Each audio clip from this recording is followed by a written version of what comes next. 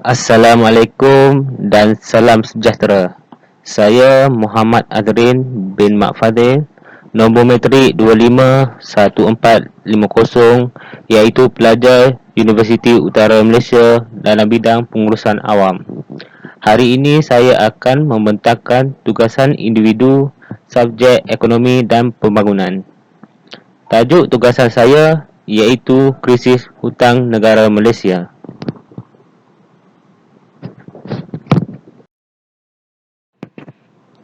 Okey, sebelum kita masuk tajuk hutang di Malaysia, saya ingin membentangkan sedikit tentang krisis hutang dunia. Seperti yang kita tahu, setiap negara mempunyai hutang masing-masing sama ada sikit atau banyak. Kerajaan yang memerintah perlu membayarnya dengan pelbagai kaedah bagi melunaskan hutang tersebut. Selain itu, setiap kerajaan di dalam negara boleh berhutang dengan agensi dan anak syarikat kerajaan itu sendiri. Agensi kerajaan mempunyai dana tersendiri. Contohnya, di Amerika Syarikat, dana amanah keselamatan sosial yang ada pendapatnya melebihi daripada mereka perlukan, jadi dari sini mereka berhutang. Di samping itu, negara besar yang kita tahu ialah Amerika Syarikat mempunyai hutang sebanyak USD 20 trilion, United Kingdom USD 2.5 trilion, Jepun sebanyak USD 9.5 trilion dan China USD 4.6 trilion. Data ini diperolehi pada Januari 2018.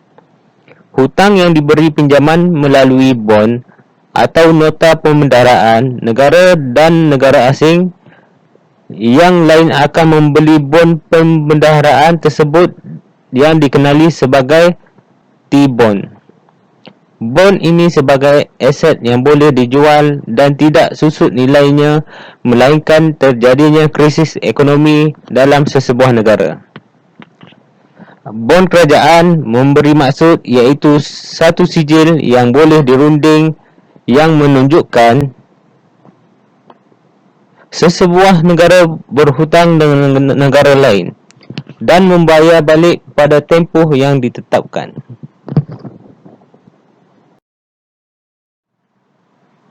Krisis hutang dunia juga menyebabkan perbankan antarabangsa runtuh dan kerajaan tidak mampu untuk menyelamatkan bank-bank.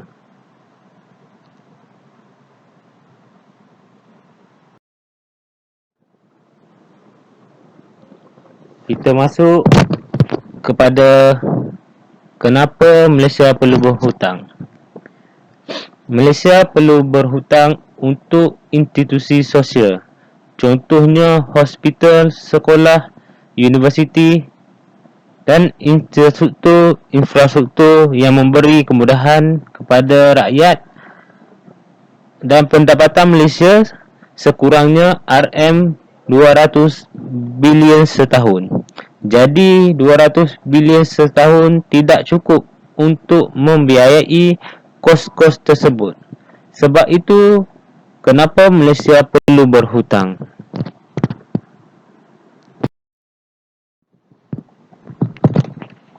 Selain itu, pada tahun lalu sehingga sekarang, Malaysia dikejutkan dengan wabak COVID-19 yang menyebabkan kesihatan rakyat di negara terjejas teruk dan adanya menyebabkan kematian. COVID-19 juga menjejaskan ekonomi sesebuah negara, terutamanya di Malaysia. Dengan pakej rangsangan ekonomi yang diperkenalkan oleh kerajaan, pelbagai bantuan yang disalurkan kepada rakyat pada golongan yang mempunyai kelas-kelas yang sepatutnya mendapat bantuan dan juga pada organisasi perniagaan. Langkah pakej rangsangan ekonomi ini akan meningkatkan lagi hutang kerajaan, bantuan dana langsung yang menelan belanja sebanyak RM35 bilion dan kemungkinan akan ditambah lagi jika keadaan ekonomi semakin tenat. COVID-19 ini memberi kesan yang cukup besar pada Malaysia, bukan Malaysia sahaja, malah kepada negara lain.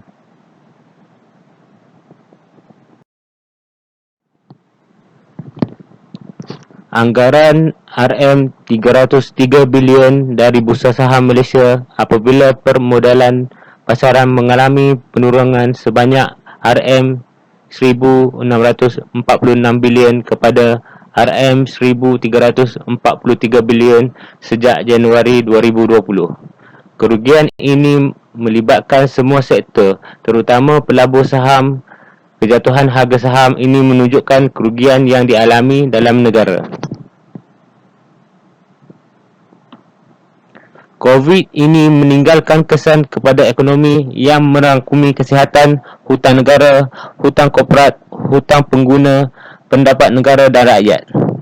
Perintah kawalan pergerakan yang dilaksanakan menyebabkan rakyat yang kehilangan kerja, penutupan permis-permis yang menyumbang pada negara dan perniagaan juga terhenti seketika.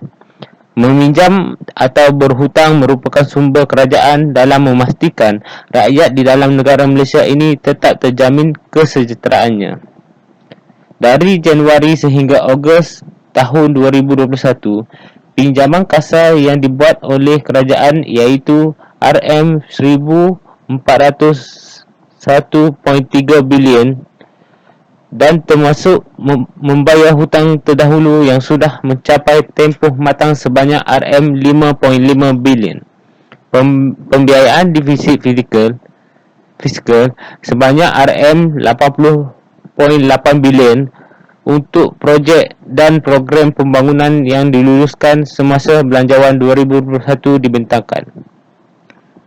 Daripada RM82.8 bilion, ini 5.3 bilion digunakan untuk pakej rangsangan dan pemulihan ekonomi di dalam negara melalui kumpulan wang COVID-19.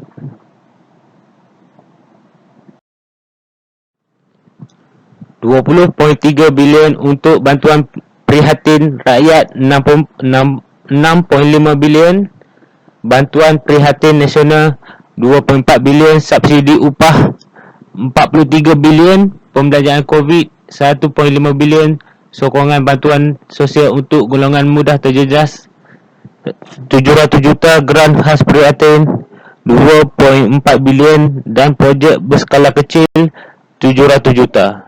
Jumlah yang dinyatakan ini mungkin melebihi lagi.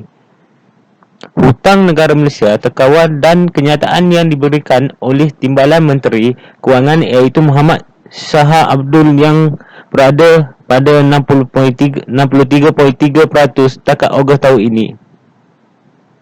Pengiraan had statutory hutang kerajaan persekutuan merangkumi instrumen sekuriti kerajaan Malaysia MGS, terbitan pelaburan kerajaan Malaysia MGLL dan bil pembendaharaan Islam Malaysia MITB 50.2% iaitu di bawah had ditetapkan 60%.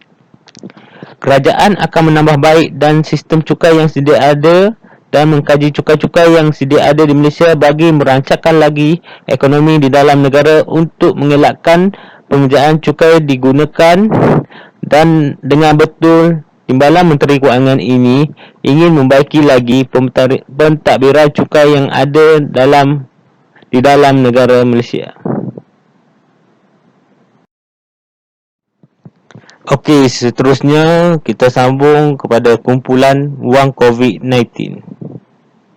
Kumpulan wang COVID ini ditubuhkan pada September 2020 bagi membiayai pakej rangsangan dan pelan pemulihan ekonomi untuk menangani krisis COVID-19 ini. Inisiatif kerajaan dalam memerangi pandemik terus dibiayai oleh KWC-19 ini. Pelaksanaan beberapa pakej bantuan dan rangsangan ekonomi telah meningkatkan peruntukan KWC-19 yang pada awalnya yang dihadkan jumlah sebanyak RM45 bilion pada tahun 2020 dan ditingkatkan kepada RM119 bilion bagi menampung tambahan pembelanjaan di bawah pakej bantuan dan rancangan ekonomi. Peruntukan KWC-19 ini pada tahun 2021 telah disemak dan lebih tinggi kepada 39 bilion daripada anggaran awal RM17 bilion, iaitu 2.6% lebih tinggi berbanding pembelanjaan sebenar pada tahun 2020. Peningkatan ini terutamanya bagi menampung keperluan lebih besar untuk program seperti bantuan rakyat RM16.8 bilion, program subsidi upah PSU 2.0 RM9.7 bilion, geran prihatin PKS RM3.4 bilion, pembelanjaan berkaitan COVID-19 RM2.9 bilion, sokongan bantuan sosial kepada kumpulan terjejas RM2 bilion dan projek berskala kecil RM1.3 bilion yang merangkumi 97.7% daripada jumlah peruntukan KWC 19 2021. Sejumlah RM23 bilion 1.4% kepada KDNK akan diperuntukkan untuk KWC-19 pada 2022 nanti. Sebahagian peruntukan yang disediakan adalah untuk program yang dibawa ke hadapan daripada 2021, iaitu bantuan tunai, sokongan bantuan sosial untuk golongan mudah terjejas dan PSU.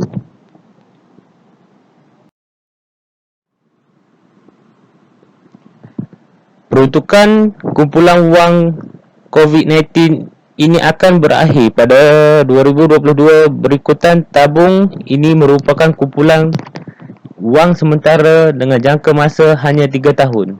Oleh ini, jumlah kumpulan wang COVID-19 ini dianggar mencecah sekitar RM100 bilion di bawah had siling RM110 bilion yang diluluskan.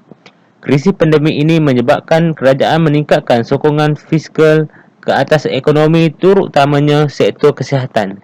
Usaha ini direalisasikan melalui penggubalan akta kumpulan wang COVID-19 yang membenarkan wang pinjaman tambahan untuk membiayai pakej rancangan menerusi kumpulan wang COVID-19.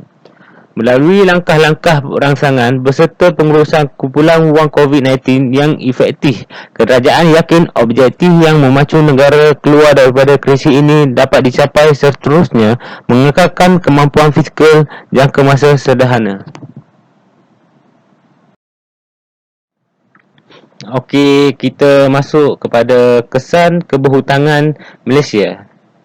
Jika hutang Malaysia bertambah, kemelesetan ekonomi akan berlaku sekiranya kadar hutang terus meningkat dengan cepat dengan KDNK, dan keadaan ini membimbangkan. Kesan keberhutangan ini juga mewujudkan ekonomi yang tidak mampan dan kerajaan juga menghadapi impak yang tidak baik di mata dunia. Keadaan ini juga menyebabkan pelabur asing tidak mahu melabur di Malaysia kerana mereka percaya tiada jaminan untuk melabur dalam Malaysia kerana kadar keberhutangan Malaysia tinggi dan menyebabkan pelabur-pelabur akan kerugian jika mereka melabur di Malaysia.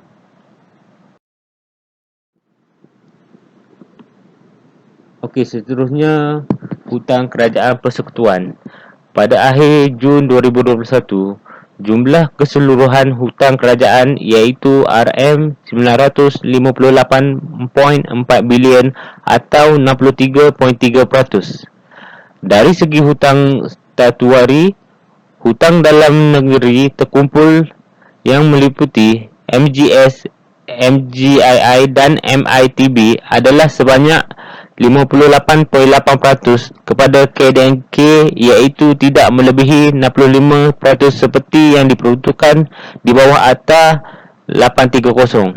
MTB telah mencecah had RM10 bilion, masih berada di bawah Akta 188. Pinjaman luar pesisir pula berjumlah RM33.6 bilion, masih berada di bawah jumlah yang dibenarkan, iaitu RM35 bilion berdasarkan Akta 403. Okey, seterusnya kita masuk kepada hutang luar Malaysia. Hutang luar Malaysia meningkat kepada RM1.021 trilion atau 67.4% daripada keluaran negara kasar KDNK sehingga akhir Jun 2021. Ini kerana peningkatan pinjaman luar pesisir oleh sektor awam dan pemegang sekuriti hutang dalam denominasi ringgit yang lebih besar oleh bukan pemostating. Selain itu, Kementerian Kewangan mengeluarkan laporan tinjauan fiskal dan anggaran hasil kerajaan persekutuan pada tahun 2022 berjumlah hutang pada tahun 2020 dalam RM958.14 bilion atau 67.6% daripada KDNK. Hutang di dalam sektor awam. Hutang sektor awam dikira sebagai hutang terkumpul dari kerajaan persekutuan, kerajaan negeri, syarikat awam, buka kewangan, SABK dan hutang badan berkanun yang dijamin kerajaan.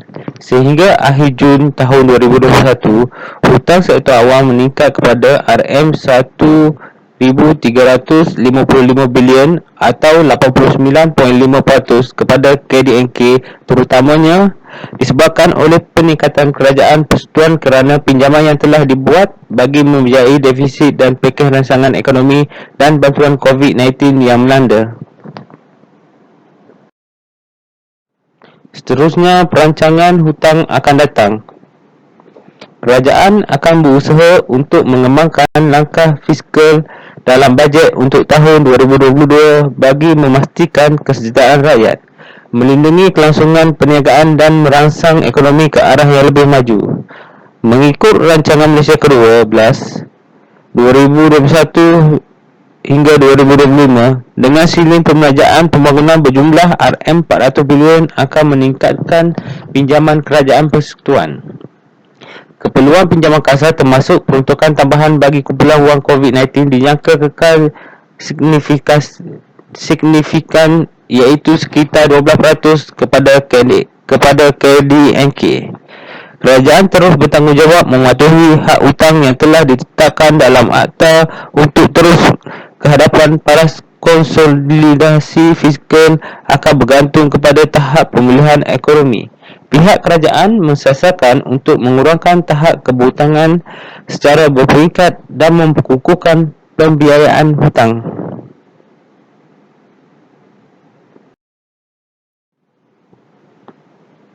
Cabaran fiskal dalam mendepani pandemik COVID-19. Krisis pandemik COVID-19 ini memberi cabaran yang cukup besar kepada semua negara termasuk juga dengan negara Malaysia dalam menguruskan kewangan dan meningkatkan pendedahan risiko fiskal. Faktor yang utama kemerosotan ekonomi yang berpanjangan, tempoh pandemik yang panjang dan tidak tahu bila akan berakhir, dan harga minyak mentah juga menjadi lebih rendah.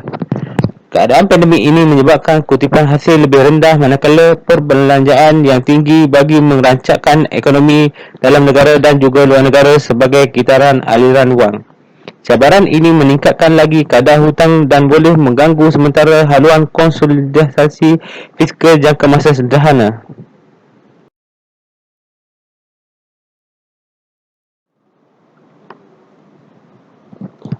Secara kesimpulannya, seluruh dunia menunjukkan keadaan ekonomi mereka tidak stabil akibat daripada pandemik ini dan berhutang bagi membantu rakyat yang terkesan di dalam negara.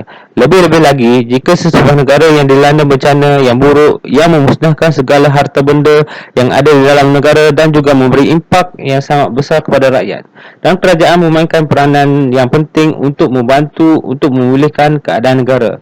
Pembukaan semula sektor ekonomi secara berperingkat akan membantu peralihan ke arah norma baru yang meningkatkan pertumbuhan dan mengurangkan kebergantungan kepada sokongan fiskal.